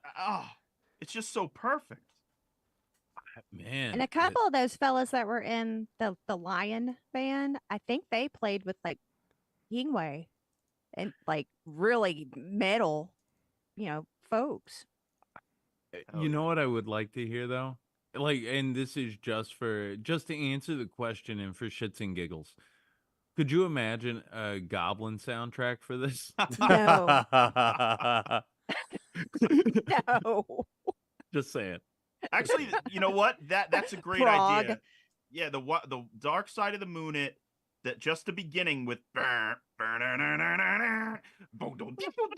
it goes through. Yeah, that's a good idea actually. I don't know, Brennan, do you got any favorite Transformers? I love the Dinobots, and I didn't realize I was gonna love them so much. And I also love the Sharkticons. I thought that sequence was incredible, where they're trapped and the fucking the tentacle guys are there, and the Sharkticons are coming, and then they get saved by the Dinobots. That whole sequence, I was just like, what? Ah! And it just like by the end of it, I was just having like a fucking pure joy. Don't they start moment. like driving underwater at a certain? Yeah, they're underwater. They're outnumbered, but they're like, oh, we're gonna do some damage or whatever that guy says, and then they fucking fight their way out. It's such a great sequence, and it's like, I don't know how to describe it other than The Godfather.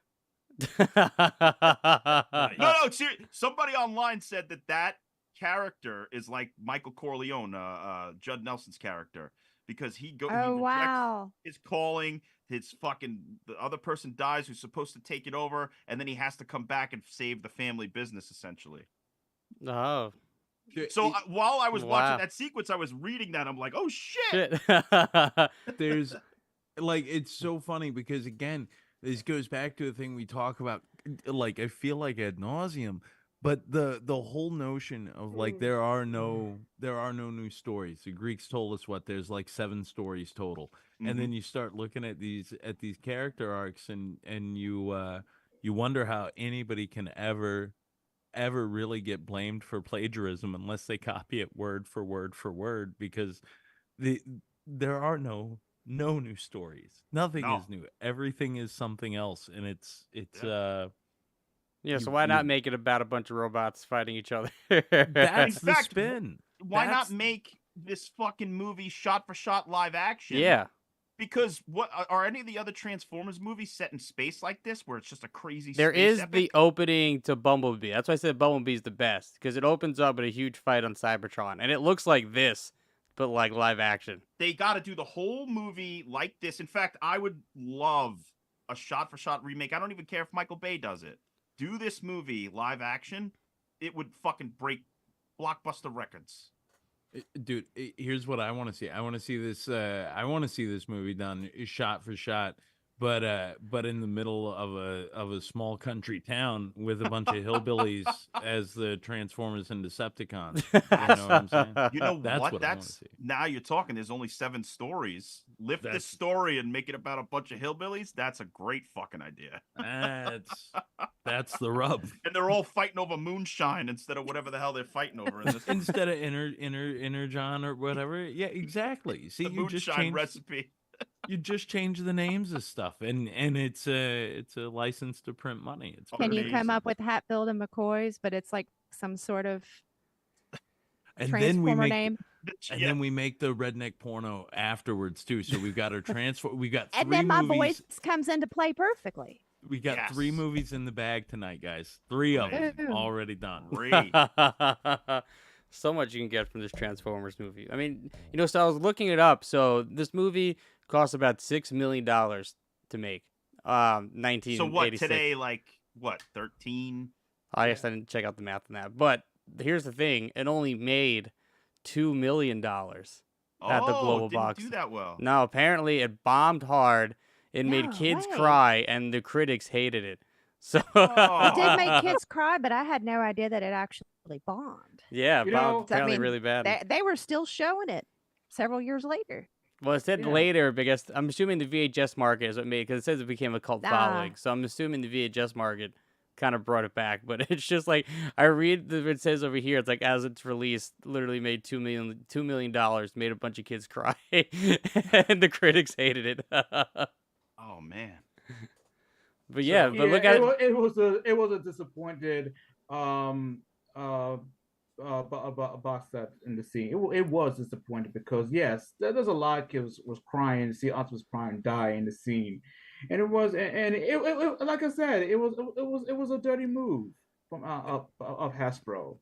Yeah. So Dwayne, quick question for you here. Like when you sort of hear that this was not a commercial success when it comes out, I mean, I guess how does that sort of make you feel? Because I remember it being everywhere. I remember it being all over the place.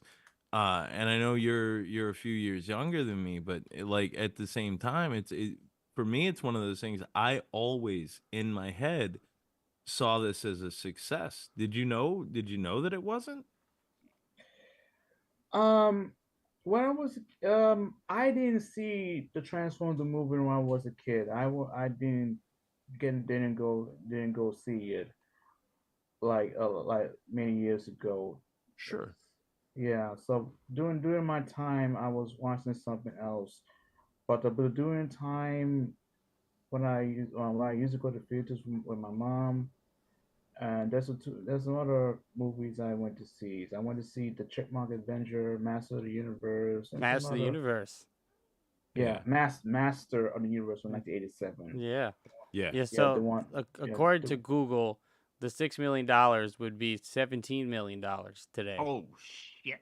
And then the Wow. 2 is a third of it. So like 3. Yeah. So they spent Wow. 17 and made 3. Do you think they spent the majority of that on the voice actors? I mean, all of it. I mean, this soundtrack must have been expensive. The voice actors. So this animation looks expensive. Like none of this That's looks true. cheap Yeah. at all. In modern money, 17 million for a movie that looks like this, you probably couldn't do that today for 17 No. mil. No way. No. Costs way more. I mean, what Spider-Man's has to be over like the Spider-Verse movie has to be over 100 million. I imagine. Easily. But that I guess that's sort of the thing, and that's sort of what I was getting to, Dwayne. Again, I had no idea this was not a commercial success. My whole life, literally No. up until you guys were talking, I had no idea it was a bomb. Yeah. So not only Transformers the movie was a success, but another animation feature movie wasn't a success. During 1986, it was My Little Ponies, the movie that came out. So this is a big year for animated shows coming to theaters. To take a Yeah. shit. Yeah. Yeah, to it suck. does. It does. But two other animation cartoon didn't go to the theaters. They decided to keep it on the TV to do the 5.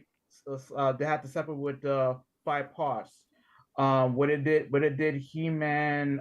They did this She-Ra cartoons. They decided to put on TV, and Thundercats they decide to put on TV as well because there's a 5 parts that they add in 3 new, or should I say 3 new Thundercat characters.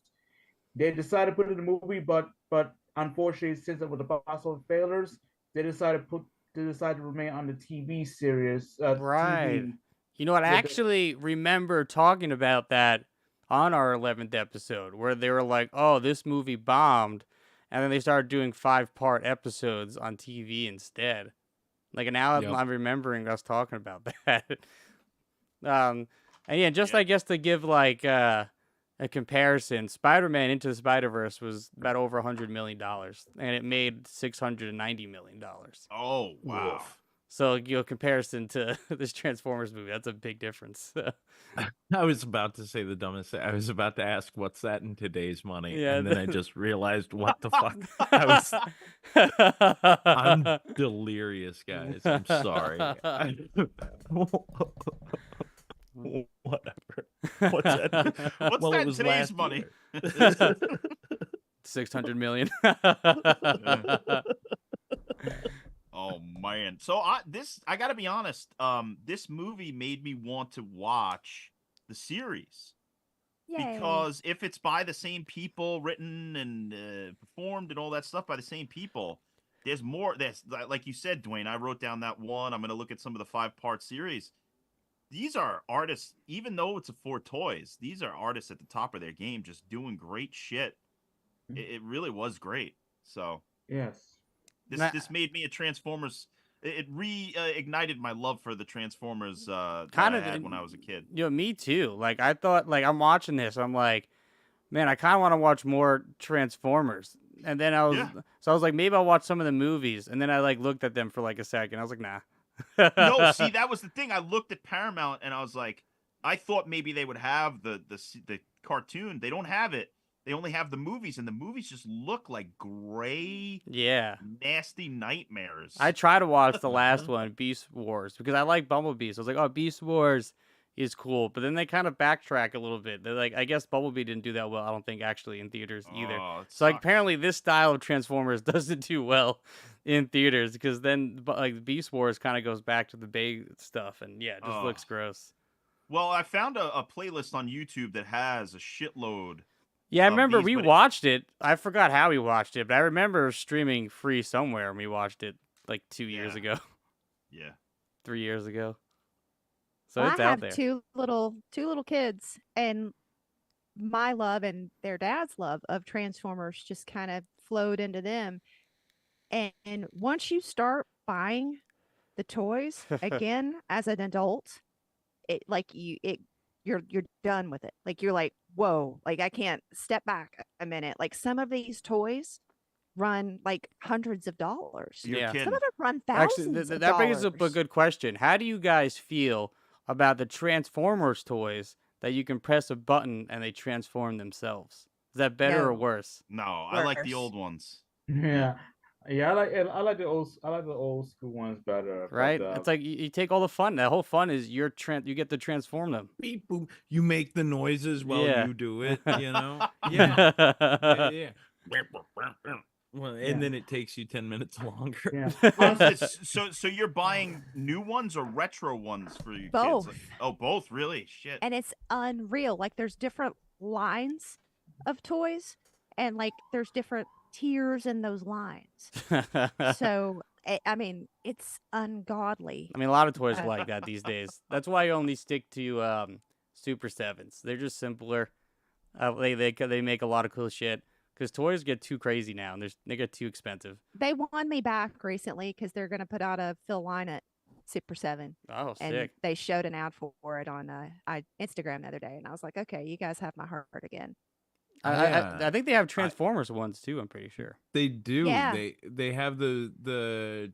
I think they have ones that can actually transform, but then they also have the 3.5-inch reaction figures that they've been doing. Oh, this Optimus. They have one from they had the movie. Yeah, I'm looking at it right now. Yeah. Oh shit. It looks sick. I don't know, man. I'm a huge Super 7 mark, and like, okay, the Toxies are cool. Don't get me wrong. Like the little connection there is perfect. But what really hooked me on them was all of the Eddies that they have. I was just thinking that in my head. I didn't think you were gonna say that because I bought that for my cousin for his birthday, and he loved it. And he doesn't even like really, he's not collecting toys, but the Eddies are so fucking cool. Right. I got what is it? I think I got like 4 or 5 of them when they put them out a while back. And The Somewhere in Time one is amazing. Yes. Amazing. Yeah. Yes. Dude, the Super 7's got the Sharkticons. Oh, dude, Oh, shit. God. Okay. Don't When tell me y'all- these things. I'm trying to save money. If you ever want to look at the most expensive Transformers, there's that it's like Museum Masterline. Those are the ones that fall like in the nobody's ever going to be able to afford this range. Like you have to not have children, have expendable money to be able to buy That's those. like And then that's like the Hot Toys, you know. yeah, I want to own every Hot Toy ever, and man, it's impossible unless I was a millionaire, literally. Yeah. Speaking of animation, what John mentioned, because you know, I love the Transformer animation. With other companies, like Sombo and Marvel Production and Hasbro, and the Japanese company, Toei Animation. And you know something, I love Toei Animation. Toei Animation, they did a fantastic job, but sometimes they make mistakes, like other careers anime. I think it was Acom James. What's the animation? They did a lot of Arrow do TV series. Oh, you know, let me check for The myself. CW? You're talking about Arrow? No, on the original Transformer, there's a different animation department. Dick. No, not Dick. No, They No. did GI Joe though. I know that. yeah, well, yeah. I'm not a fan. I'm not a fan of Dick at all. But that's the story. That's the story. Line of the night. for- Line of the night. if there's one takeaway, If there's one That's- takeaway. That's the story for another time. Toei Animation. I love that company. Not only they did the Transformers, but also they did G.I. Joe the movie. Not the animated series, the movie. Let me check the company they did. Okay. Oh, here he is. Acom's production studio from South Korea. Acons. Yeah, I am not a fan of that company. They made a lot of animation mistakes. Not a fan of it at all. GI Joe the movie. Look. oh yeah, That's it. There you go, ladies and gentlemen. Take a look, John VHS tape. John, Nice. I'm gonna actually leave this out and watch it. Yeah, I've right, never cool. seen the GI Joe movie. You never? No, I mean I've watched GI Joe. I've never seen the movie. It's really not bad. I mean, it's good actually. So these movies that they made at this time were really good, and it's not they just didn't, I don't know, skimp on the kids' entertainment at that time. They made it, entertaining. But it's like, and we've kind of Well- talked about this too a bunch of times, a couple different things. But like, this is also one of those things. Like, this movie shouldn't have been as good as it is. Like, it No. has like no right. It's really just a toy commercial, but yet Yeah. it made kids cry. Like, there's like real drama going on. There's like awesome action. It's like kind of crazy how good It's a thing you don't find nowadays, and if you do, it's like really sort of a very rare sort of thing out in the wild. And it's sad because you do have an audience that's built in, that's there. Parents put them down right in front of the TV. I think part of the reason why a lot of this big nostalgia boost is happening right now is also because people my age got kids, and they're looking at everybody and they're like, you know what? Oh, everything on the television right now is garbage. It was better when I grew up. Yeah. And they're not wrong. The stories Yeah, are like better. fucking. What would you rather watch? Transformers or Caillou? I don't even know what a Caillou is. Well, Keep Liz, going. as the only person here with actual kids around, what is your perspective on that? we mostly watch older animation. Now, I will say, like as we have discovered in this show, some animation that's coming out nowadays is fantastic. Yeah, there's some great stuff out there. But you've really got to pick and pull, because the majority of the mainstream stuff that's out is bullshit. So, I mean, my kids were raised on 80s and 90s animation and comics. What I think that's sort of like the bigger nut to crack, right? Is the fact that yeah, it's better, but this was like primarily targeted at like 5, 6, 7, 8 year olds. And yeah, you had like 13, 14 year olds watching it because it was also it was cool and it was, neat enough to still watch or whatever. But when you look at the shit that's pumped out for 5, 6, 7 year olds now, and it's all still like, what is it, like Bluey or whatever? And okay, the Bluey is actually a great show. Well, No, I sound really stupid saying that, but no, no. I have indulged in Bluey with my younger stepchildren, and it's actually a great show. But I get like that's all they get Right. is that like it has to educate, it has to prove a point. When we were kids, you know who educated us? Mr. Rogers, Sesame Yeah. Street. Everything Done. else was entertainment. Yes. And if they gave you a bit of a message, it was 30 seconds at the end, and it's like, don't play with power lines. Right. Done. Job It was done. our G.I. Joe PSA. Thank you. And the more you know, and you're good. Do you know how many power Knowledge lines I've is touched? power.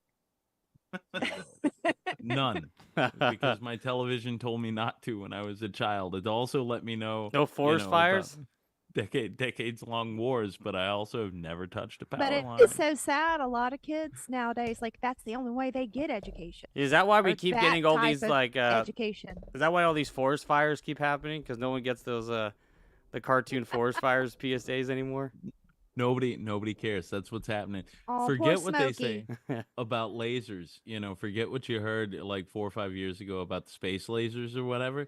It's really the fact that cartoons stopped telling us not to light forest fires. The next thing you know, here in Tennessee, I don't know about up there, but there is a rash of like children talking to strangers down here again. People they're dancing. What is it? They're running out in the street in front of cars. They're not looking Running both with ways scissors. for traffic. Yeah, somebody's got a pair of scissors. They're Yeah, running with we them. need to sit this new generation down in front of the television and make them watch the Different Strokes fucking molestation episode. Oh because God, the bicycle shop episode? No. Yeah, they will never ever talk to a fucking stranger again. When I saw that as a kid, I stopped talking to my parents. I just stopped talking to everybody. Anybody over the age of 12, I was like, I can't trust this motherfucker. young John just checking drinks left and right. Like, I don't know what this is. I don't trust it no more. That fucking episode scarred me for life, but in a good way. It was like, be careful. There are fucking crazy motherfuckers out in the world. Creeps. Freaks. Yeah, And, freaks. Freaks. Freaks. And these children today, I think they really need to see that thing. It's not, we shouldn't sugarcoat the stuff. You got to put it out in front of them and let them know that there's fucking villains in the world. Of course, absolutely. Yeah. I think there are 30-year-old people that need to be reminded of that too. Like, honest to God. We got to sit everybody under 40 down and watch that goddamn Different Strokes episode. We got to sit them down and watch the fucking Webster episode, the whole thing. The AIDS one from Mr. Belvedere, everything. The little kid goes, how are you today? He goes, well, I got AIDS. But other than that, I'm okay. Do you remember when they called immigration on Mr. Belvedere? Whoa, no, they did? Who did? They did. The family? The kid in the family. Yeah, because he snitched on him. I need to Yeah. watch this episode tonight. Like, Please do. he called immigration, and so they had a whole thing. The Where kid the- cheated on a test, and he told Mr. Belvedere, and Mr. Belvedere snitched. Oh, I mean, amazing. he was a fucking snitch. So Rats called him out to immigration. ice. they show up at his house. Take Mr. Belvedere with his humongous balls out of this country. You know that story that he sat on his balls? His balls were so big he sat on them and he couldn't like do the fucking day's work. On that note, we got to start wrapping this show up. I'm gonna start with you, Brennan. Here, what are your final thoughts? What are you gonna rate this show? What do you got for us to close out? Well, what's the rating system again? I Oh forgot. yeah, Is it so if you out forgot, of 10? well, no, if you like the show, you give it the old Zach Amico. Oh, Success. Yeah. Success forever. Like, this movie, I'm going to be watching this and introducing people to this for a long time to come because I forgot how good it was. And watching it for this, I was just like fucking so happy that I did. So thank you for the show because it would have taken a long time to get to watch this. I would have kept putting it off. So success. It's crazy that you guys can hear that and not the song. It's because it plays the same way, the same, whatever. It's so dumb. I don't know what's wrong. But Dwayne, what are your final thoughts? What are you giving this? What are you gonna rate it, Dwayne? Success. Yeah. Hey, I already said that. Liz, as you know, the other huge Transformers fan, what are you giving this movie? What are your final thoughts on this You movie? know that I won't say it, but you're gonna have to play it because I can't say it Oh, out loud. that's right. Brandon, I don't know if you know where our new top tier. I mean, if you really love something, this voice clip comes from Leandro himself. I really enjoy coming. That will change it to that. I really enjoy coming. See, sound like a robot. He's not just something kind. I wish it's Soundwave. Should say it better. Soundwave really enjoys coming. That was Star Cream. I really enjoy coming. I really enjoy coming. This machine is malfunction. I think he must be into the cycle instead.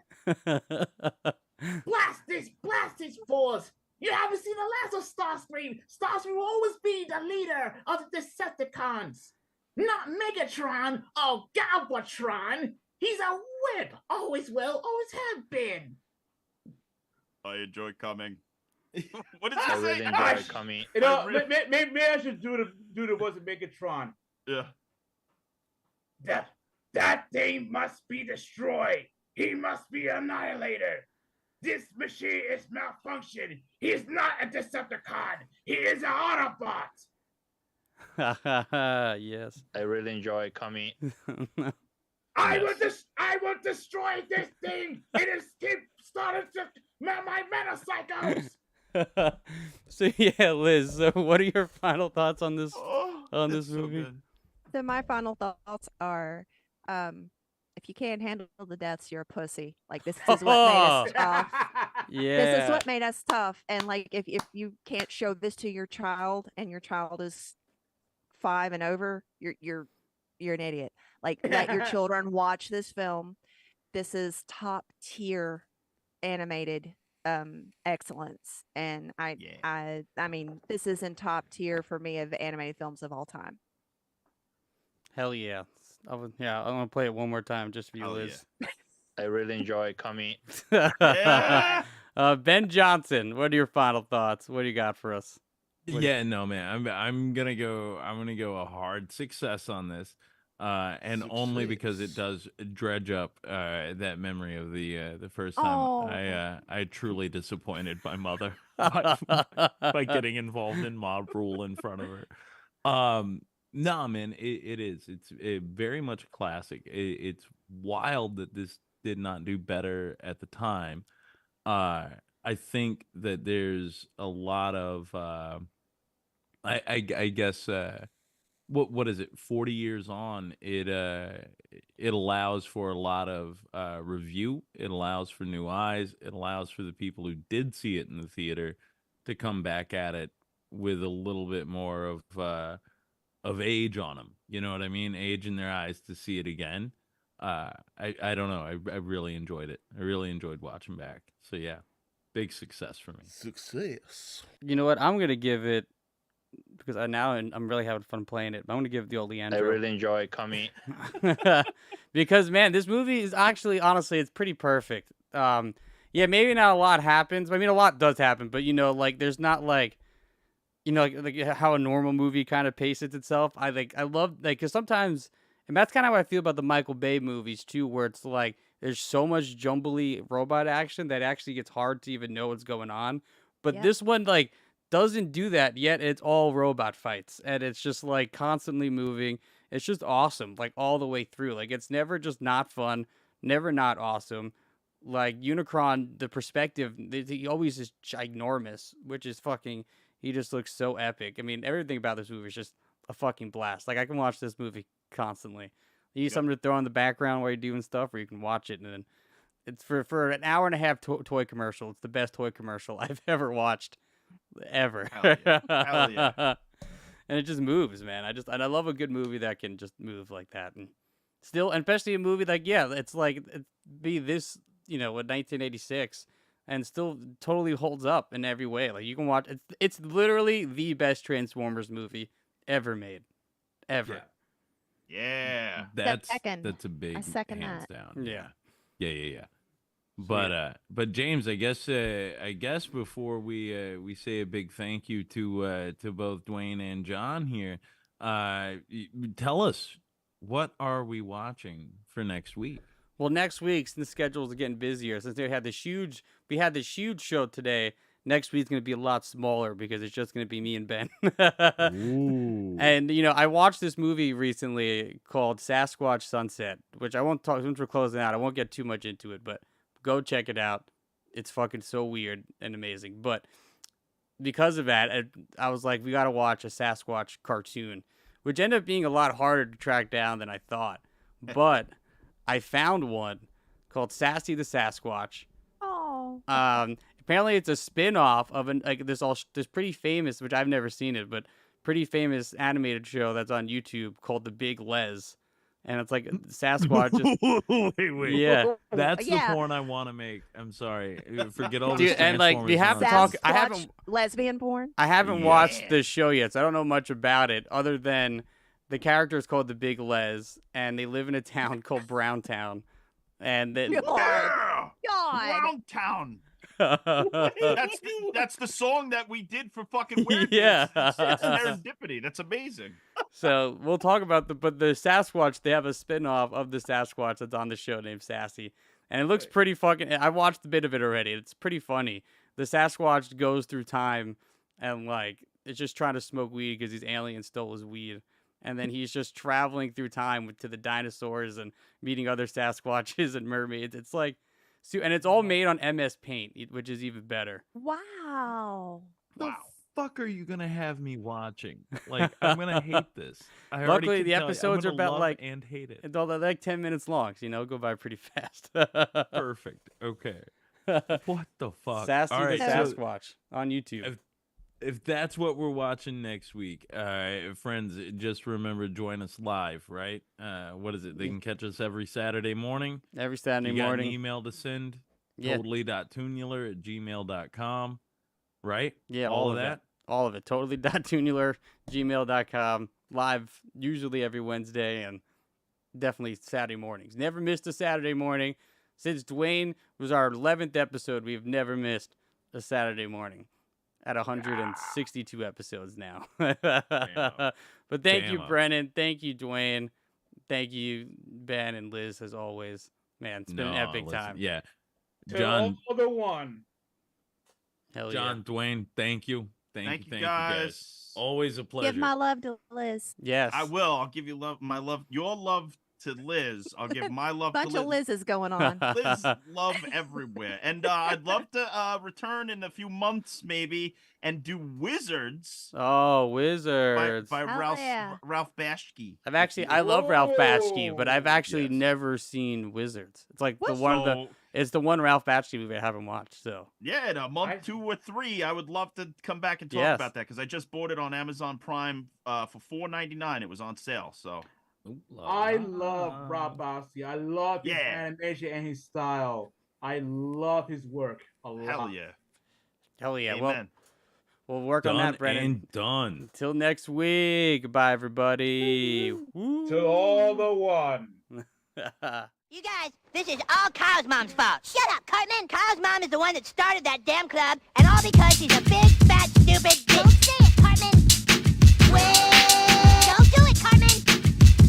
I'm warning you. Okay.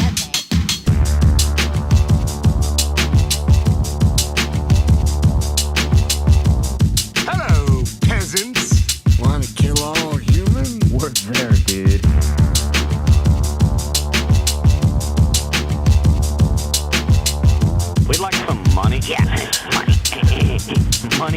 Aren't you ashamed?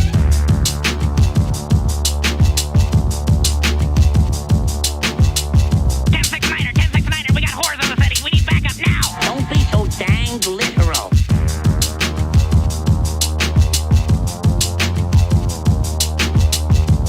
Well, you've got one heck of a nerve. Oh my god, the government is here. Run.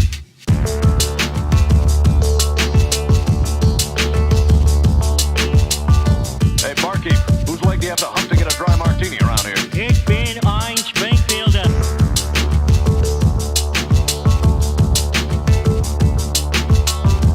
Shut the hell up. I've got the strangest feeling someone's gonna kick his